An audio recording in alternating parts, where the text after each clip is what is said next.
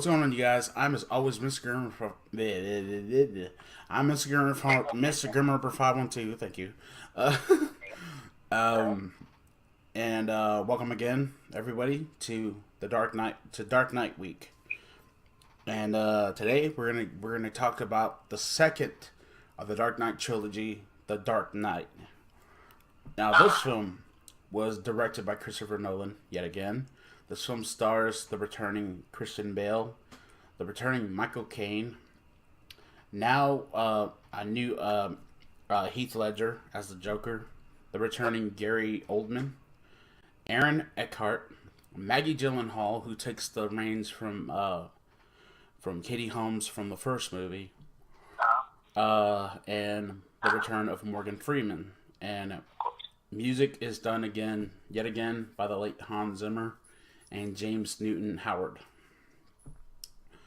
And we're going to talk about the film and stuff like that. So, now in this particular movie, it's not just the Joker that gets introduced in this film. Oh no!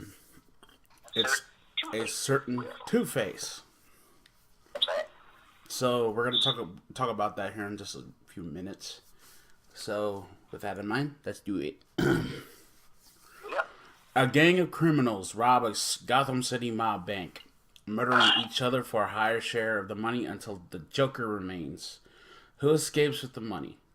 Batman District DA Harvey Dent and Lieutenant Jim Gordon form an alliance to rid Gotham City of organized crime. Bruce Wayne believes that with Dent as Gotham's protector, he can retire from being Batman and lead a normal life with Rachel Dawes. Even though she and Dent are dating. Mob bosses Sal Maroni, Gamble, and the Chechen hold a video conference with the corrupt accountant Lau, who has taken their funds for safekeeping and fled to Hong Kong. The Joker interrupts the meeting to warn them that Batman is unhindered by the law and offers to kill him in exchange for half of their money. The mob bosses disagree and a bounty is placed on the Joker by Gamble. The Joker finds and kills Gamble, taking over his gang. The mob ultimately decides to take the Joker up on his offer. Batman finds Lau in Hong Kong and brings him back to Gotham to testify, allowing Dent to apprehend the entire mob. We'll talk about that here in a minute. Definitely. The Joker. The Joker threatens to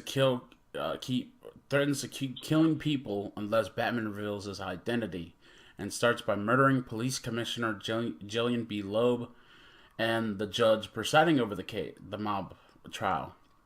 The Joker also tries to kill Mayor Anthony Garcia, but Gordon sacrifices himself to stop the assassination. Dent kidnaps one of Joker's henchmen and threatens him with a seemingly deadly game of heads or tails using Dent's lucky coin, which is revealed to be heads on both sides. Dent learns that Rachel is Joker's next target.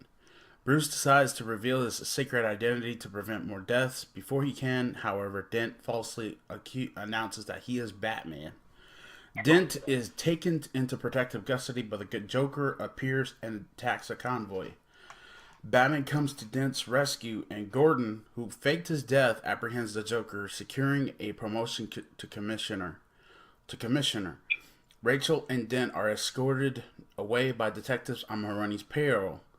Gordon later learns that they never arrived home. Batman interrogates the Joker, reveals that they have been trapped in separate locations rigged with explosions, and that Batman must choose one to save. Batman races to save Rachel while Gordon attempts to rescue Dent. Batman arrives at the building, but realizes that the Joker sent him to Dent's location instead. Both buildings explode, killing Rachel and disfiguring half of Dent's face. The Joker escapes with Lau, who leads him to the mob's funds. The Joker burns the money before killing Lau and the Chechen. Coleman Reese, an accountant at Wayne Enterprises, deduces that Bruce is Batman and threatens to publicize the information. Not wanting Reese's revelation to interfere with his plans, the Joker threatens to destroy a hospital until Reese is killed within an hour. All hospitals are evacuated and Gordon travels to secure Reese. The Joker, disguised as a hospital nurse, discovers Dent's ward and hands him a gun, convincing him to seek revenge for Rachel's death. The Joker then destroys the hospital and escapes with a busload of hostages. Dent goes on a killing spree, deciding the fates of people he holds responsible for Rachel's death by flipping his lucky coin, which is disfigured on one side, which was disfigured on one face by the explosion. Dent eventually apprehends Gordon's family, believing Gordon's love for his family parallels his love for Rachel. After announcing that Gotham City will be subject to his rule by nightfall, the Joker ribbed two evacuating ferries with explosives, one containing civilians and the other containing convicts. The passengers have been supplied with a trigger to the other boats' explosives, and the Joker announces through an intercom that he will blow both ferries if one of them has not been destroyed by midnight. Batman finds the Joker by using a sonar device that spies on the entire city with the reluctant help of Lucius Fox. Both the civilians and the prisoners refuse to kill each other, while Batman apprehends the Joker after a brief fight before the police arrive to take the Joker into custody. He gloats that Gotham's citizens will lose hope once Dent's rampage becomes public knowledge. Gordon and Batman arrive at the building where Rachel perished and find Dent threatening to kill Gordon's family. Dent again flips his coin and shoots Batman, spares himself and aims to kill Gordon's son while claiming that Gordon's negligence is responsible for Rachel's death. Before he can flip his coin for the boy, Batman, who was wearing body armor, tackles Dent off the building. Batman persuades Gordon to let him take the responsibility for the killing spree to preserve Dent's heroic image. As the police launch a manhunt for Batman, Gordon destroys the back signal. Fox watches as the sonar device self-destructs, and Alfred burns a letter from Rachel saying she plans to marry Dent. Batman flees from police, taking Dent's place for Two-Face's crimes. Oh my god. Okay, so there's a lot of things that made me mad with this movie. Oh my god, but I still give it a 10 out of 10 though. Yeah, definitely. Okay, first of all, what happened to Rachel was not Gordon's fault. What happened to Rachel was not Batman's fault. What happened to Rachel was only one asshole's fault, and that was the Joker. That was the freaking Joker. The Joker was the cause of every fucking thing. Because you remember what Alfred says. You remember what Alfred says is in this particular movie. Alfred says, the man, once a man gets the idea, he wants to watch the entire world burn. You know that's damn truth. Yep. A man loves watching the entire world burn. That's what he says. And Joker was the cause. Dent, I understand Dent was mad and not happy with this. I understand that, but god damn it, don't blame Gordon. Don't blame Batman for this. Blame Joker. Yeah. Blame Joker. And then you remember what Rachel told him, right? You can't always leave shit up to chance. Whenever he uses his coin, that's how we got to know Dent, is that he loves using that coin of his to leave shit up to chance. And we knew going into this movie, me and Knight did, that's what, because I remember the day that me and him went to go see this. This was years ago, the day this movie came out. And what happened was that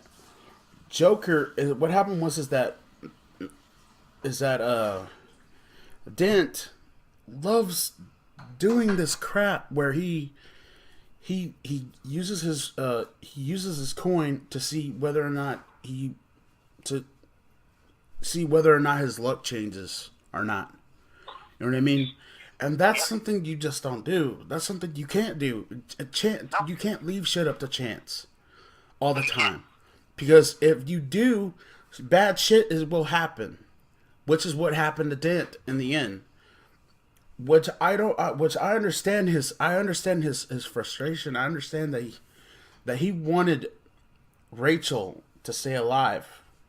Batman and Gordon tried. They tried their hardest, but instead of getting pissed off at everybody, he should have went after one asshole, and that was the Joker, and that would have ended every freaking bit of this crap. He could have went after the Joker and said, "Hey." Dent as Two-Face could have went after the Joker and said, "Hey, you killed Rachel. I'm gonna kill your ass back." Oh yeah, think about that. You know what I mean? There's a saying. Payback's a son of a bitch. Yep. You know what I mean? Oh yeah. But as far as I don't know. What do you think? What do you think about that, man? Like that whole thing with Two-Face. Yeah, this was all the Joker. This is all the Joker. The Joker did cause all this to happen. And then, when he turned into Two-Face, I mean, he basically did not, he went crazy. But had he known that the Joker was behind all this, like you said, hey, payback is a bitch. And imagine if we even went that route. What if, like, say somebody got through, like Batman got through the team and said, "This is not my fault. This is not Gordon's fault. This is the Joker. The Joker caused all this. He's the one that did cause all this. And Rachel's death. He's the one to blame. I'm not blaming for this." Imagine if, just imagine if that happened and Two-Face, goes and kills the Joker. I mean, how that would put a different spin on the story of the film. So that would put a different spin. Those stuff that I like. The only thing that I did not like was the fact that Two-Face blamed everyone for what happened to him and Rachel. Was first of all, you can't leave stuff. Like I said before, you can't leave stuff up to chance. And well, the other thing that was funny. The other thing that was funny about this movie was I loved how they set up. I love how they set up Two-Face. But what I did not like was the end product of how they set him up. When he started blaming people for something that the Joker did.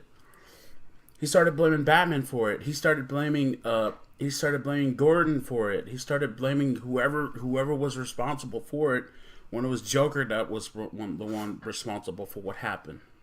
Yeah.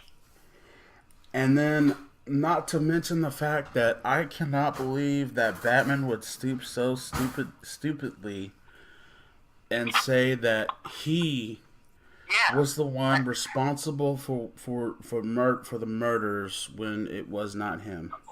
No, he takes the bait. He takes the blame, and that surprised me that he would do that.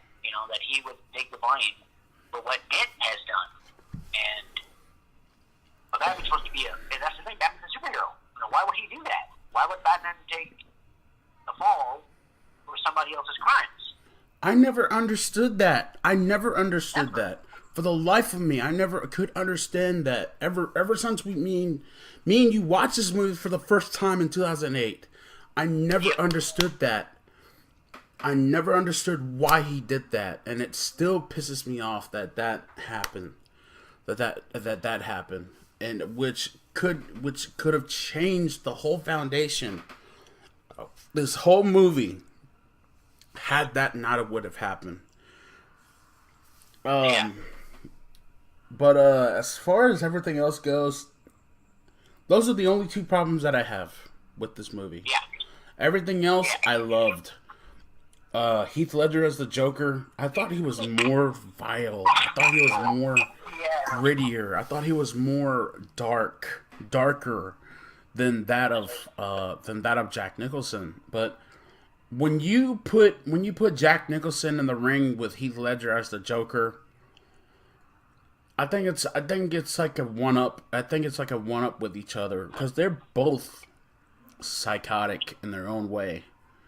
But Oh yeah, but yeah, really showed. tragically, Heath Ledger never got a chance to see the success of He this passed film away. as he passed away. Heath Ledger passed away. I think it was a drug Yeah, overdose or something like that that they yeah, said that there he. was no dose. There was no dose. Yeah. He's a great, Um. great actor. Great actor. Bar none, his joke, like my partner there said, his joke was more darker. It's more menacing, more, kind of freaky if you ask me. I mean, I remember when I first saw him in the Joker stuff, kind of freaked me out. You know what I'm saying? But he took that Joker to the next level. And so Yeah. Jack Nicholson had his way of doing it in a Joker film. But this film here, Heath Ledger's Joker, he took it really to the next level with this Joker. I got the original Joker would never probably would have gone that crazy and gone that far and do what Heath Ledger Joker did in this film. But Heath Ledger did it. I think he did a heck of a job as the Joker in this one. More psychotic, more crazy. He took it to the next level. Yeah. Heath Ledger. I love his point of view as the Joker.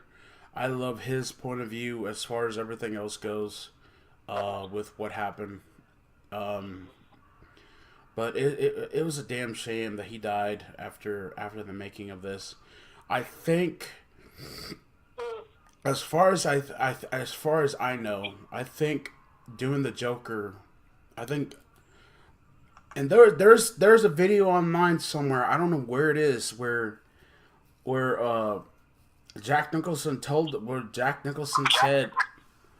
Jack Nicholson said in an interview or something like that. I warned him about doing the Joker because what I think happened was is that the Joker, he was so into it. He was so into being the Joker.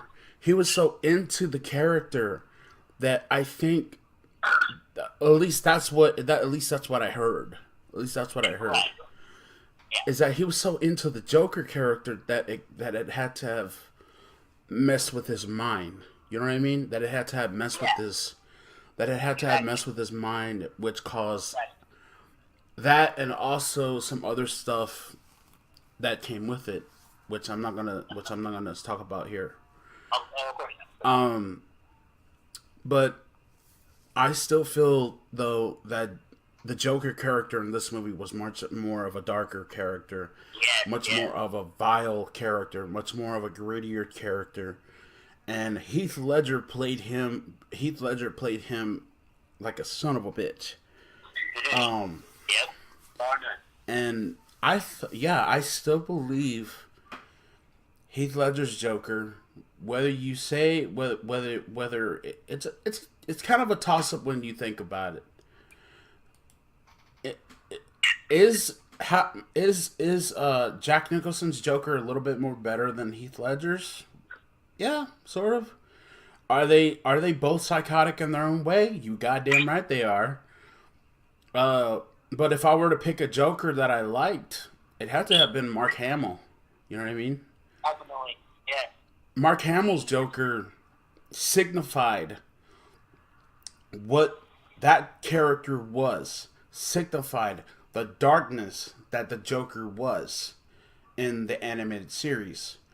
But what signified it for the films was both Jack and Nicholson. I would say it's a toss up between both Jack and Heath because both of them brought their A game to their respective Batman films. This particular one and the 1989 one that me and Knight talked about.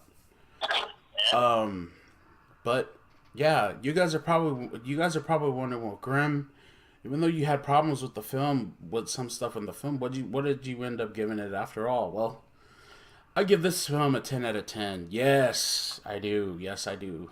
Of Yes, I course. goddamn do. I felt that this one was a little bit more better than that of the first Batman film, the first Christopher Nolan Batman film, Batman Begins. I love this one due to Heath Ledger's his terrifying his terror, the way he brought that darkness out as the Joker really, really scared the hell out of me when I was watching this movie. And I loved it so freaking much that The Dark Knight deserves a 10 out of 10. What did you think of The Dark Knight, man? Besides those problems that we discussed. Well, aside from the problems, I thought it was a good movie. I give it a 10 myself. I do agree with that rating. And like you said, Heath Ledger did a heck of a job as the Joker. Played it dark, menacing, played great. And I want to like what you said, that Mark Hamill did a great heck of a Joker. Me and him and I grew up on the animated series, watched that Joker, and he did a good job on that. But anyway, all that, I think the movie deserves a 10 out of 10. I do agree with Grim there. The movie did great, but you be the judge for yourself. Watch the movie yourself. We saw it a long time ago. I remember when we had to sit up front row with the neck looking up. Yeah, my neck was pretty sore. That hurt like hell. That hurt like hell. Cause I remember that like it was yesterday. We had to watch it like this, and it sucked so bad. It sucked so freaking bad. We had to watch it like this. Yeah. At the end, I could not move my neck. My neck felt like it was gonna fall the freak off. Yeah, really. It sucked so bad when we watched this movie, but it was so worth it too. It was so worth it, though. You guys be the judge. You be the judge, and you see for yourself again. Check out that DVD that my partner said. Has all the films in there. You watch it, you decide. This is our opinion, what we think about the things. We'll take it from there. So. Yeah, so that's gonna be it. Coming up next, we will conclude Dark Knight Week with the final Batman film, The Dark Knight Rises. That's coming up next here in a few minutes. Ladies and gentlemen, thank you for watching. Thank you for watching that Dark Knight Week. Next year, it's going to be Dark Knight Month. I'm going to give you a full month next year, in February of next year, of nothing but Batman animated films, Batman films for up the wazoo. We're going to talk about Batman v Superman again, me and Dark Knight 987. We're going to give you guys our thoughts about that one again. We're going to talk about every other Batman film that I never had a chance to talk about. So next year, be ready, because we got 28 days of nothing but Batman films to talk about. Because next year is Batman month.